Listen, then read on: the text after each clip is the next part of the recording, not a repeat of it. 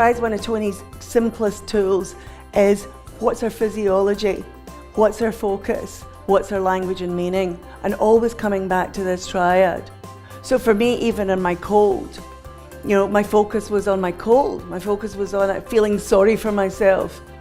The meaning I created was it messed up the start of my year. And my physiology, you can imagine, there was a lot of sofa time. It wasn't very positive.